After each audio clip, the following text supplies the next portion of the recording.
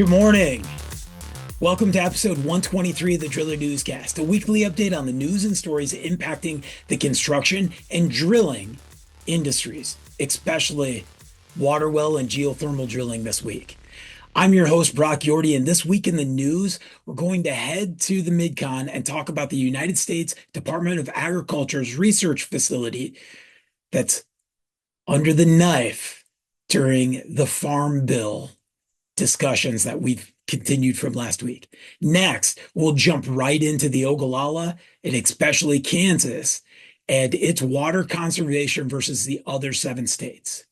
Our feature this week is the EPA's report on climate impact and how that impacts our groundwater and all of the great initiatives we have right now to drill geothermal and ground source geothermal to embrace our net zero technologies. But before we jump into all this great content, let's talk some safety. This week in safety, we need to talk about our responsibility as employers and our safety policies. Last week wrapped up OSHA's initiative on safe and smart company programs, and I want to recap some of the pieces they had to say. So, as responsible employers, we need to know that our main goal of health and safety program is to prevent work-related injuries, illnesses, and deaths, as well as suffering and financial hardships, which can happen when we have these unnecessary risks or we put our family, our coworkers in danger. So, as employers, we need to find time and make sure we have a good safety policy that recommends that there is no situation that we should be putting our people into a known risk or hazard that we haven't put a plan in place. So now that we're all on the same page, let's jump into the 9 points that OSHA got into with last week's Safety Week topic, but we should be doing year round, especially as we're looking at workforce development programs and all the situations we're getting into for new hires and that next generation. It is very important for us to consider, what does our safety program look like? So, number one, we have to set a safety and health program. And that has to be the top priority of our company. We need to tell our workers that you do business by making sure that every job we finish and everybody goes home safe. We have to assure them that you will work with them to find and eliminate any hazards that could injure them or make them sick.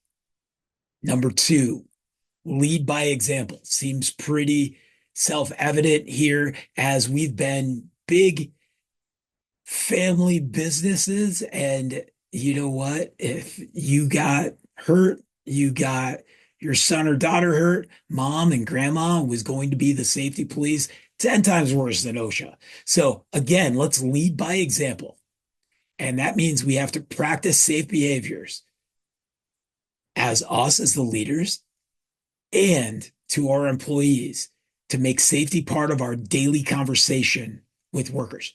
3, implement a reporting system and develop and communicate a simple procedure for workers to report any injury, illness, incident. And this includes near misses, close calls, hazards, or safety and health concerns without fear of retaliation. Think about this. We just covered this a few weeks ago in the news about retaliation. Those near misses, those situations of a black and blue thumbnail, that nick on a hand, that nick on an arm, on a shin, is an outlier telling us that we're getting into bad situations. We need to include an option for reporting hazards concerns anonymously. Think about that. What is your near miss reporting? We talk about this a lot.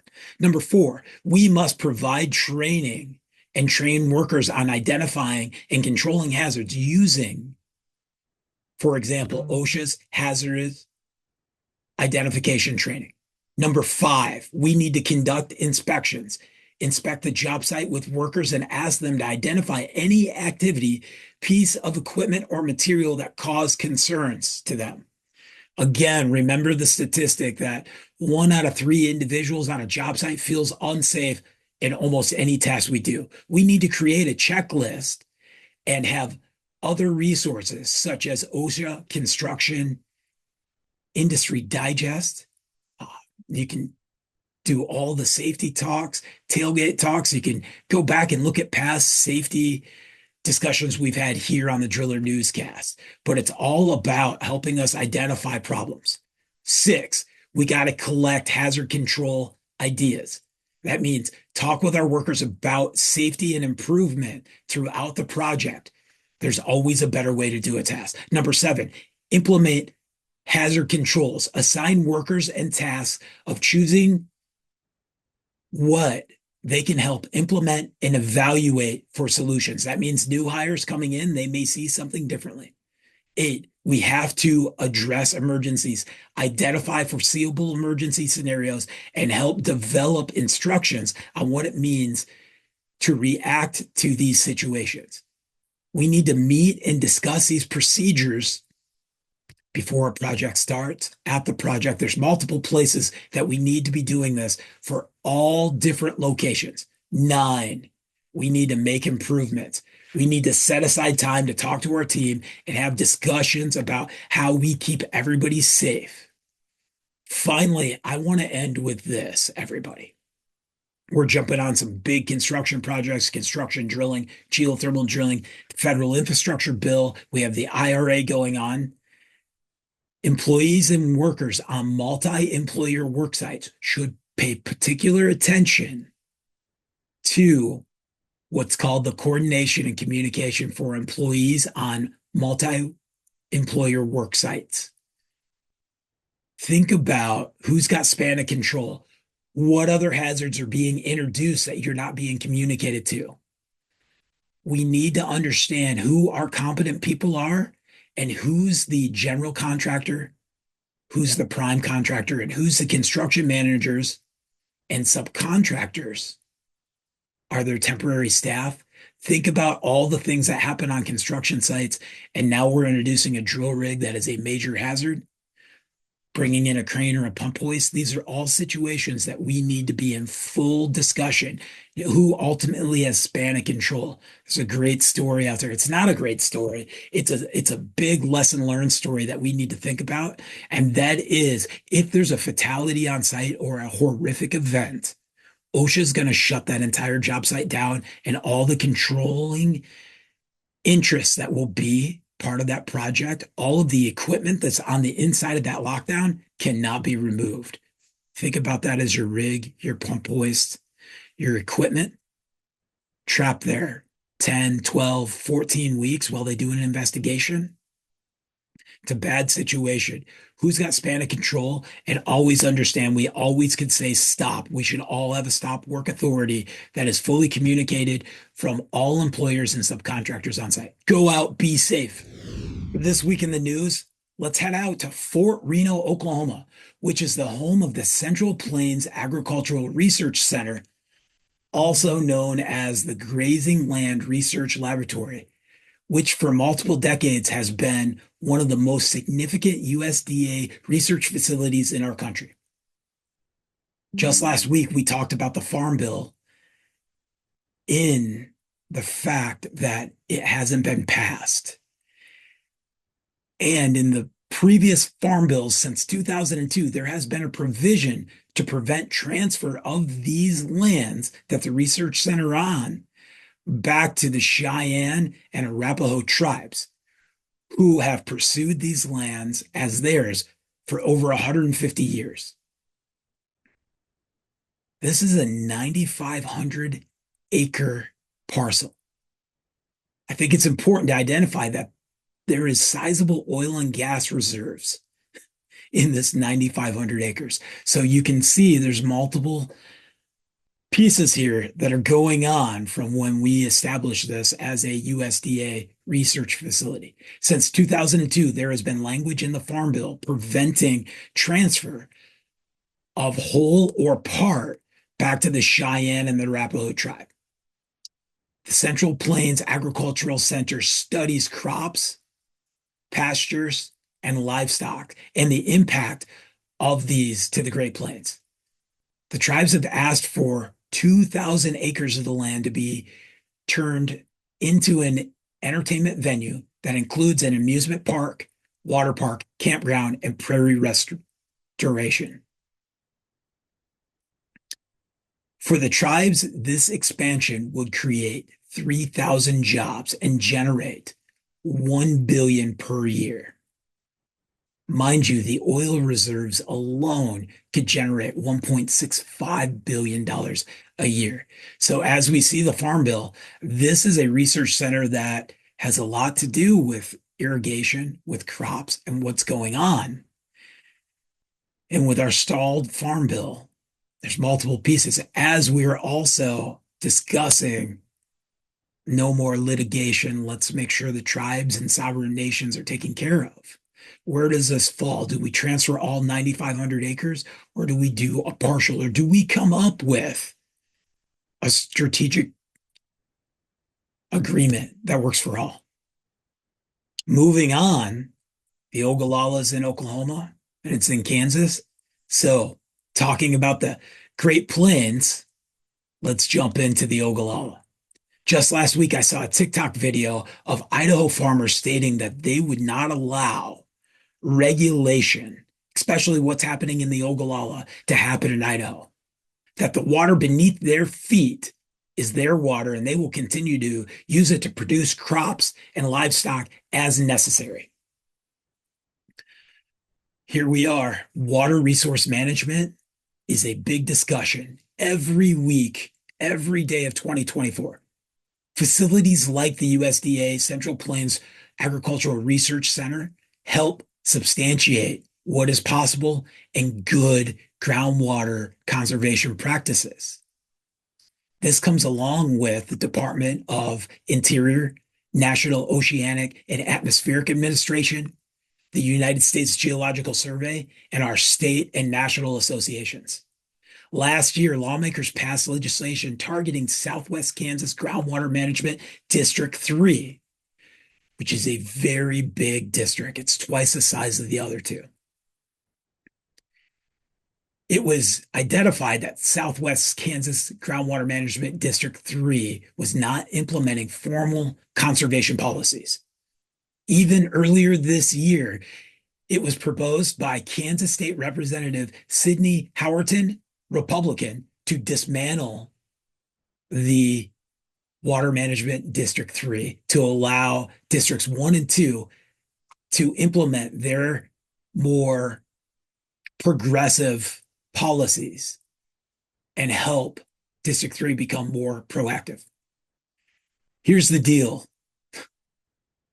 I want you to think about interstate groundwater rights and the impact to surrounding states. The Ogallala spans across 8 states: Kansas, Oklahoma, Nebraska, Texas. And, unless you're living out there, you're not really thinking about this. Colorado, South Dakota, Wyoming, and New Mexico are those other 4 states within the Ogallala. I want you to consider water conservation practices happening in Colorado and New Mexico right now. How much have we talked about them in the news with the Colorado Compact? Lots. Or the state discussions between Colorado and Nebraska, where Nebraska wants to ensure its access and allotment to the North Platte Compact. So let's think about what happens when we overpump an aquifer and we start to create that zone of depression. It's really hard for us to consider the size of the Ogallala and how some areas right now, as we see reports, are nearly out of water, In other areas, it's estimated 60 more years of water is left. For Kansas, 85% of all water use is for crop irrigation. And the farther west we go, the higher percentage that goes up. Let's face it, we're at least a decade plus into extreme drought in the western United States, and it's clearly pushing across into MidCon, into the rest of the country as we've seen drought monitoring. As we look at water districts the same as the Ogallala, we can't see the impact of our pumping. And as we consider that the government of all 8 states have been using voluntary conservation for the past 50 years, here we are with the impact. This leads right into our feature this week, which is the EPA study on impact and climate change and where this information is spurring from. For this week's feature, we're going to start with an excellent article from one of my favorite journalists. In early August, the Associated Press released a story titled July Ends 13-Month Streak of Global Heat Records as El Nino Ebbs, but Experts Warn Against Relief. The article was written by one of my favorite climate reporters, Alexa St. John, who also hails from the Mitten State in Detroit. And she writes on climate and clean energy. She states, Earth's string of 13 straight months with new average heat records came to an end this past July as natural El Nino climate patterns ebbed. The European Climate Agency, Copernicus, announced this on Thursday, August 8th. What I love about this content is all too often we see news stories from the AP that start with atmospheric rivers end drought, record snowfall for the West is saved, 13 straight months, and it's over. But no, Alexis continues with the statement from Copernicus Deputy Director Samantha Burgess. That statement, the overall context hasn't changed. Human-caused climate change drives extreme weather events that are wreaking havoc around the globe, with several examples just in the recent weeks. In Cape Town, South Africa, thousands were displaced by torrential rain, gale force winds, flooding, and more. Fatal landslides hit Indonesia. Beryl left a massive path of destruction as it set the record for the earliest Category 4 hurricane. And Japanese authorities said more than 120 people died as record heat hit Tokyo. Please go to apnews.com and read Alexa St. John's content, especially this article that dropped on August 8th. As spring ended this year and we headed into summer, the EPA released its study on climate change impacts and indicators. You can go to epa.gov/climate impacts and see that there are more than 50 indicators that show the cause and effects of climate change. That's what our feature is going to be on this week. Again, what have we talked about? We've talked about the USDA. We've talked about OSHA. We've talked about NOAA. We have talked about the EPA, all government branch agencies helping with research that are all on the chopping block when it comes to Project 2025 and what the future looks like. So I think we need to really understand what our executive branch agencies are doing to help us and how we need them as we have this extreme weather. I want to hit on some of the most notable. It starts with the globe for July 2024 averaged 62.4 degrees Fahrenheit, which is 16.91 degrees Celsius. That's 1.2 degrees above the 30-year average for the months. This is according to Copernicus. Temperatures were a small fraction lower than the same period last year. Since 1901, the average surface temperature across the continuous 48 states has risen at an average rate of 0.17 degrees Fahrenheit per decade. Average temperatures have risen more quickly since the late 70s, which increased to 0.51 degrees Fahrenheit per decade since 1979. For the continuous United States, 9 of the 10 warmest years on record have occurred since 1998, and 2012 and 2016 were the 2 warmest years on record. Worldwide, 2023 was the warmest year of all time, with it being 2016 as the second warmest year. 2014 to 2023 was the warmest decade on record for planet Earth. And this is by thermometer-based observations that began with our studies. Global average surface temperatures have risen at an average rate of 0.17 as we've done this study and taken a look. I want you to consider what's happening here. We have a shift. Of course, we can have the argument that we're not out of an ice age until all the glaciers are melted. We've talked about the ice shelves. We've talked about the glaciers. We've talked about sea level rise. We see that the Department of Defense has a sea level rise climate change impact plan in place. So, as we look at the North, the West, and Alaska, they've seen temperatures increase the most, while some parts of the Southeast have experienced little change. Not all of these regions have upward trends. The data for this indicator was provided by National Oceanic and Atmospheric Administration and the National Centers for Environmental Information. Again, these are our executive branch experts. This is what they're up to. This isn't about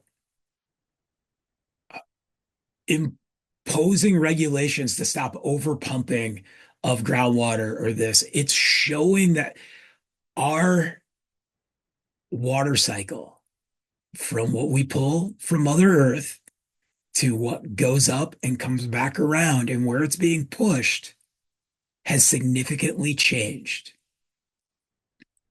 Satellite data that has been analyzed by 2 independent groups, the Global Hydrology and the Climate Center at the University of Alabama in Huntsville, have remote sensing systems that show these trends.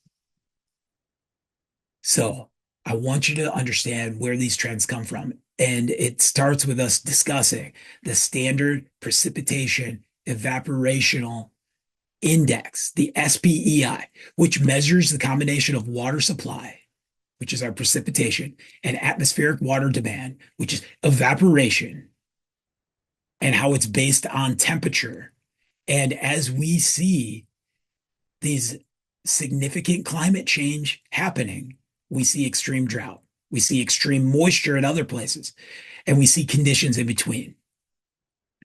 So we start taking this and we look at what the EPA has put out in those 50 indicators, and we see that the average temperatures have risen due to climate change, and that Earth's water cycle has sped up through an increase in rate of evaporation from the Earth's surface. And this includes soil moisture, lakes, reservoirs, and impacts to plants. So what does this mean for us in the drilling industry?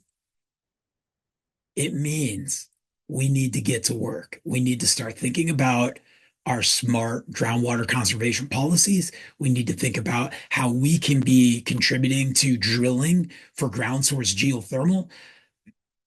Get those big rigs out there and start drilling for deep rock, 700 plus degrees, hot rock geothermal.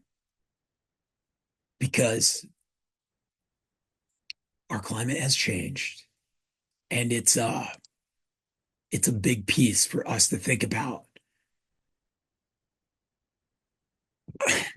I know it's easy for us to say, we don't have enough data, we don't have enough trends. We can see that from the impact of what's happening with the Ogallala, and that if we could have went back to 1970, what could we have changed? For example, what effects could we have changed on agriculture? How could we have moved where these crops, these water heavy crops are used? We can see with Arizona and the alfalfa farmers from Saudi Arabia, we can see that we have lowered reservoirs. Yet that TikTok video starts with, we have the highest reservoirs that we've had to date. The same time that's happening, there is a global environmental disaster about to happen if the Great Salt Lake continues to dry up and the amount of dust and arsenic and other heavy metals that are going to come out of there are insane. And so, as you think of how we're impacting our ecosystem, where are these indicators going? The wildflower fires, the dams breaking, the mudslides to extreme temps. This is why we have to go to net zero power generation along with net zero heating and cooling. And if we look at the next piece to that EPA study, in 2022, the US greenhouse gas emissions totaled 6,343 million metric tons. That's 14 trillion pounds of carbon dioxide. And if you think about that, that is 3% of a decrease since 1990 and down from a 15.2% from the 1990 levels. We have an opportunity here to drive a decrease in carbon dioxide emissions and thinking about how we use fossil fuel and what these greenhouse gases are doing to our environment, to our groundwater, to our atmosphere, and how they will continue. And as you go and look at the EPA.gov/climate impacts, you can see this. And there's plenty of data there. And again, these executive branch agencies are showing us that commercial, industrial, and household uses average about 58% of that production of greenhouse gases. 28% of that production, it's transportation. That's why when we saw that $430 million grant to the state of Illinois, and they talked about transportation along with heating and cooling transitions to smart buildings and ground source geothermal, it's because it's all impacting. And if you look at our electric grid and the amount of emissions that come out of that, you know, it's insane. So here we are, again, executive branch agencies giving us the information we need to be able to save Mother Earth, to put the air quality, the water quality, and power production requirements in place. And we're what? 84 days to November 5th? Less. I want you to think about our impact and where we're going from here and how that has impacted our drilling industry, what we can pump in the Ogallala, what we see with the Colorado River Compact, what we see is droughts in the Great Lakes. Matter of fact, we don't know if it's a hoax yet or not, but they're chasing an alligator in Lake Erie as we speak because Lake Erie's temperature is 77 degrees and this alligator is just having the time of its life in a Great Lake. Did we ever think we'd see this as a situation right now? So, drillers, you have an opportunity with the IRA Ground source geothermal drilling, installing loops can be just as beneficial as going out and doing water wells. Go make the strategic partnerships with your HVAC contractors. Go join International Ground Source Heat Pump Association. Go join the Geothermal Drillers Association. Get with your state geothermal associations. Get with the National Groundwater Association. Get with your state water well associations and think about what we can do here to save our planet and what we have as an opportunity to diversify our business and do something bigger than we could ever imagine. Because the potential of us hitting our 2050 goals will change the way our children, grandchildren, great grandchildren, and legacies. You think about in the news, we spoke about the Cheyenne and the Arapaho have been working for 150 years to get their land back. What happens in 150 years, plain and simple, for every citizen in this country? It's time for us to step up our game and become better environmental stewards, start implementing as many geothermal loops as we can and contribute to this fight for net zero. Thank you for joining us for episode 123 of the Driller Newscast. Head over to thedriller.com. We have great breaking news and content coming out every day. Go to our socials, Facebook, LinkedIn, like and subscribe. All the latest is coming out. We're talking geothermal, we're talking PFAS, we're talking groundwater conservation. We are championing this industry every chance we can. This is my challenge. If you're a groundwater driller, go join the International Ground Source Heat Pump Association, the Geothermal Drillers Association. Get diversified. Go find your state geothermal association. Get involved. If you're a geothermal driller, an industrial driller, an environmental driller, a construction driller, it's time to get involved with the National Groundwater Association and your state water well association so we know what's happening with groundwater management and conservation, and you can be part of the message. It's only going to get bigger from here. Go out, be productive. Thanks, everybody.